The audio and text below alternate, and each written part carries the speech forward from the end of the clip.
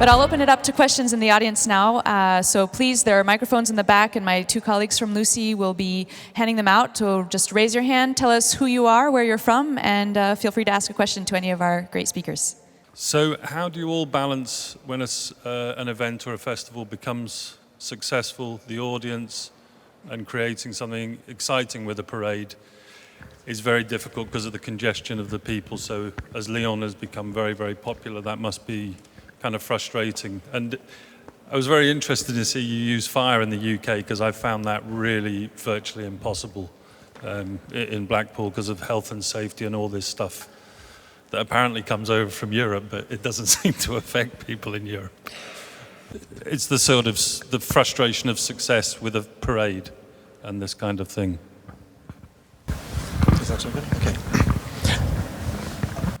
I think for us, success isn't always about the amount of people that are there. It's about what effect you can have on the people that do visit and also the community. Yes, it's great to get 50,000 people there, but if those 50,000 people don't feel moved or affected in some way, you kind of question whether you've done your job correctly. But when you see little children getting excited about touching a giant puppet, that kind of makes you think we're actually delivering something here that that person will go away and remember for such a long time. Once, for us, the Carnival of the Lights is probably our biggest procession. So we have maybe 12,000 people there. We're quite fortunate that the next step for us is to actually close the whole of the promenade to make that bigger. But I guess there will get a point where that has reached its capacity and there's nothing else that you can do with that event to attract more people because you've only got so much space. I guess you make a decision, do you want to carry on doing that and think this is where we've reached and this is where we actually wanted to end up anyway? Or do you kind of give that over to something new and different? And I think you can only reach that decision once you've actually got there. I don't think it's something that we could say, once we've reached 15,000 people, that's it. I think you kind of know when that's something that you're delivering has reached as far as it will possibly go. But I think you do have, for us anyway in Blackpool, you have to look beyond just the pure numbers. It's much, for us anyway, it's much more about that because you can also do things in community groups or by visiting cancer hospices or by visiting hospitals. And those people are not actually at your event, but you've probably actually reached somebody with something extremely special. And I think that's a gift that we are very fortunate to have to be able to take out to people. Of course, it's kind of a trade-off, I think. I think there are some events where you want mass people, and then there are some events where mass people can prevent a problem. So, for example, with Dundee, if we had 20,000 people trying to touch the puppets, then we'd have quite a problem, and it would be a danger to the people that are working there. So, I'm not trying to evade the question, but it is difficult, and I think you have to target it on the specific thing that you're delivering and what you want to get out of that. Yes, we all want more and more people, but I think there's also a balance between going out to attract 100,000, 200,000 people and delivering something special to a smaller audience that sometimes can actually appreciate it more than people en masse who bring their own problems, as you all know, that then although they think the performance is amazing, they get annoyed because they couldn't get to the event quick enough, or they just missed it, or they felt it was too busy when they got there, or their little child couldn't see. So you have to balance that, and we have that every year. People complaining that, my little child came and couldn't see the tram, and there's only so much room that we have, so there's a limit to what we can do. Oui, pour répondre à la question de Greg, parce qu'il y avait le feu, les conditions de sécurité, où on s'installe par rapport à la foule et ainsi de suite. Je pense que par exemple, nous, si on repart de Dundee, on considère que ce n'est pas quelque chose de très difficile en termes de sécurité, mais on a quand même choisi, comme je le disais, un endroit où on pouvait très facilement, d'abord que la troupe avec les World Beaters peut évoluer, rencontrer le public et ne pas être à la fois dans des problèmes de sécurité et de conditions, ce que vous venez de dire, sur de la frustration du public. Après, sur le feu, je vais vous raconter un exemple, parce que si c'est difficile à Blackpool, c'est difficile en Angleterre. Je peux vous dire qu'à Lyon, c'est aussi très difficile dès qu'on parle de sécurité, franchement. Mais au parc de la Tête d'Or, on a fait venir la troupe Carabosse, que vous connaissez certainement, qui sont des spécialistes du feu qui rayonnent dans le monde. Et je me suis dit, jamais on aura l'autorisation de les faire venir. Jamais, jamais, jamais. Et on a réussi à les installer dans le parc de la Tête d'Or, qui est un endroit aussi, la localisation était importante parce qu'il y a des grandes pelouses, il y a des sous-bois, il y a un lac. Et on a, je crois, eu 200 000 personnes qui sont venues. Et je crois qu'il y a beaucoup de Lyonnais encore qui disent que c'est leur plus grand souvenir. Parce qu'ils pouvaient être très proches du feu, avec des très belles installations, des petites installations, des grandes installations. Et juste une anecdote pour finir, c'est que évidemment tout le monde était sur les pelouses partout. Et on n'a pas eu de chance parce que juste avant le festival, il a neigé. Donc c'était très humide. Donc tout a été piétiné. Et mon collègue des espaces verts, le directeur du parc, m'a dit les pelouses sont à refaire, mais je ne t'en veux pas du tout vu le succès et le plaisir qu'on a pu donner aux gens. I just add that space is important. So to think about what is the limit of the space that it's offering, and then also think about what other parts could you contribute. But I think, especially with the performing arts, it's always a little bit unplannable, and I think that's part of the journey. So the artist have to be ready to improvise. For sure, there's security guidelines, but at least from our experience, it's always like go with the flow. Yeah. I was just interested in terms of the development of your festivals, guys, about the introduction of digital, in terms of the work that you may not want to produce, and how that translates to outdoor. Alors je suppose quand vous parlez du numérique, vous êtes aussi sur le côté interactivité, participatif, effectivement. Alors, dans différents festivals dans le monde, vous avez beaucoup de possibilités d'interconnexion et d'interactivité. Si vous voulez aller jusqu'au numérique, je peux vous raconter une anecdote. On nous a proposé un projet pour la cathédrale Saint-Jean cette année, où le public pouvait, avec son smartphone, choisir la suite du projet. Est-ce qu'on change la couleur? Est-ce qu'on change la forme? Ça nous paraît un peu risqué et je pense que ça va prendre du temps dans le déroulé du spectacle et on n'a pas été jusque-là parce que effectivement tout le monde le dit, Lyon, notre handicap, c'est qu'il y a trop de monde et que la sécurité nous dit votre spectacle ne doit pas être trop long parce qu'il faut que le public puisse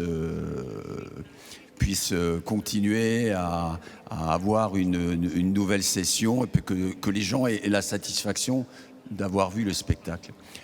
Après, sur la place des terreaux, par exemple, si vous avez vu le spectacle, on a voulu aller à la notion, dans ce qu'ont proposé les créateurs, de créer une surprise. Évidemment, on veut tous créer une surprise et une émotion. C'est-à-dire que ce qui est intéressant de ce spectacle, c'est qu'on raconte l'envers du décor, ce qui se passe dans une régie, dans un backstage. Et on a provoqué cette fausse panne, mais si j'avais vraiment pu, j'ai réfléchi, on aurait fait une panne plus longue pour étonner le public. Et pour vous donner l'idée, on s'était dit qu'il faudrait que c'est le public avec les téléphones qui éclaire la place et qui donne la sensation que ça peut continuer. On n'a pas été jusqu'au bout non plus parce qu'on s'est dit que ça allait être un peu long, compliqué à expliquer au public que, allez, il faut allumer les téléphones et que nous, on avait une boucle de 9 minutes. Et contrairement, quand vous êtes dans un grand concert, dans un stade, vous avez le public en face de vous et vous voyez tout de suite l'interaction de jouer avec votre téléphone. Mais nous, on est sur une seule ligne, on a la projection et ça ne fonctionne pas. Donc voilà, on a des petites réflexions. Ce que je peux dire, c'est que quand vous avez beaucoup de monde, que vous êtes sur un public très populaire, intergénérationnel, quand vous voulez créer cet instant, que ce soit avec du numérique ou autre, il faut que ça soit très simple et créer tout de suite la réactivité. Et là, je vais dire que ce qu'ils font, il n'y a pas besoin de numérique et c'est très bien. Thank you. My name is Christophe Martinsons and I'm a lighting scientist working in France in Grenoble. And my topic of research is the effects of light on health and the environment. So I would like to know if you already faced activists of light in your activities, if you have a position concerning the impact of lighting displays and shows outdoor for wildlife, for instance in Blackpool near the shore, and do you have to face new regulations and new concerns in your everyday job? So maybe a bit too technical for me. I'm not an illuminations expert, but I'll try and help you. We started a program probably about 3 years ago to replace all the old lamps, and there's some what we call billboards with amazing artwork that's been around for quite some time and that's built in fiberglass that was probably built 30 years ago. So we went through a program of replacing all of the lights with LED, kind of maybe a small contribution, but obviously something that we realized that within the equipment that we had, what could we do to kind of help or to move things on? And it's kind of not very easy, and it's a difficult thing to do, but we've now managed to replace everything with LED. So, you know, that's kind of good for us. We've had no issue with people protesting yet, so please don't get any ideas. But no, we've been fortunate, I guess. I'm not sure if people maybe like the experience and the joy too much. So maybe we're quite fortunate that we're in a resort where people are coming on holiday, and so they maybe don't see us as a target. I'm too frightened to say that in case it starts something, but I'll hopefully finish that there. Thank you. Ben nous, vous savez, la question traditionnelle, c'est déjà de dire qu'est-ce que c'est que cette débauche d'énergie pendant un festival lumière. C'est vrai, je pense que cette question se pose aussi un peu partout. D'abord, je ne vais pas reparler des LED, je pense qu'on est dans un public professionnel, on sait tous que les LED, il y a une consommation qui se réduit beaucoup. Nous, ce qui est très important, le travail qu'on fait avec la direction de l'éclairage urbain, c'est que nous, d'abord, on essaie d'éteindre beaucoup de points lumineux dans la ville, tout simplement parce que moi, j'ai toujours considéré qu'il fallait travailler pour vous faire voir la lumière, voir un spectacle lumière, il faut éteindre la lumière. Ça, c'est très, très important. Donc voilà. Et ce qui est intéressant avec Thierry Marsic, c'est qu'on s'est rendu compte maintenant que pendant longtemps, on communiquait, on disait, voilà, le festival, 4 jours à Lyon, 2 millions de visiteurs, 50, puis 35 lieux et tout. Et qu'est-ce que ça consomme? Et on s'est rendu compte, parce qu'on paye l'énergie, on paye les branchements, on n'utilise quasiment jamais de groupe électrogène, et on s'est rendu compte que c'était moins de 10 000 euros. Et maintenant, on a fait des calculs entre ce qu'on éteint et ce qu'on consomme. On est à 0 au minimum. Voilà, vous voyez, ça c'est le premier point. Après, je dirais, malgré tout, il faut rester très sensible. Il y a plutôt la réponse des artistes. Si vous regardez les projets de cette année, il y a beaucoup de projets qui tournent autour de la protection de la nature, de la nature elle-même, d'une certaine préoccupation écologique. Donc, je crois qu'on n'a pas trop de soucis. Est-ce qu'un mouvement va... Il y aura, je crois que les mouvements qui se développent un peu partout, compris ici, c'est par rapport à la publicité lumineuse. Ça, c'est évident. Le mobilier urbain, on a eu des exemples ici. Mais je crois que cette notion de partage qu'on a sur nos projets, quand même de faire participer les gens, de ne pas les être juste de consommateurs de grands spectacles, contribue, je pense que c'est le cas à Blackpool aussi, contribue à ce qu'on n'ait pas de mouvement de contestation. Enfin, il ne s'agit pas de ne pas avoir de mouvement de contestation, il s'agit de garder cette notion de partage, de passion, d'émotion. Et quand le festival a un ancrage qui n'est pas artificiel, je crois que ça pose moins de problèmes. On a aussi le fait qu'il y a des gens qui pourraient nous dire, à Lyon, il y a des gens qui partent au moment de la fête des Lumières, parce qu'il y a trop de monde, parce que, vous voyez, par exemple, on projette sur des façades. Je n'ai jamais eu un Lyonnais qui m'a dit ah non, vous pouvez pas projeter dans ma chambre à coucher ou quoi que ce soit et tout. Parce que soit les gens comprennent et ferment les rideaux, voilà. Et si un jour, je sais, quelqu'un m'a dit sur le bord de la Saône, vous voyez, sur la colline, ben, on fait beaucoup d'essais avec des projections. Eh ben, il sait que ben voilà, c'est la fête des Lumières, ça, au moins il s'en rappelle, quoi, donc ça ne le gêne pas. Donc je trouve que c'est très très sympa. C'est pas tout à fait la même chose sur le niveau sonore, et c'est très important. Le niveau sonore, et j'insiste toujours dans un festival Lumière, parce qu'un jour, Place des Jacobins, je me rappelle, on avait une installation autour de la fontaine et on avait des subs graves, quoi. Et vous savez comment sont les essais avec les techniciens son, c'est toujours un peu terrible pour les oreilles. Et le gars est descendu, l'habitant est descendu, un peu énervé, il est venu me voir, il m'a dit « Écoutez, je croyais que c'était la fête des Lumières, mais pas la fête du son ».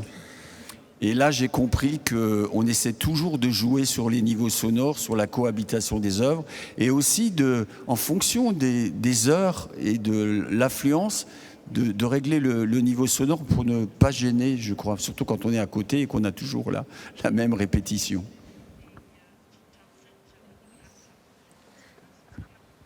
All right, well, I think with that, we'll wrap up this session. Thank you so much, audience, for your questions, and thank you to our speakers for sharing so much.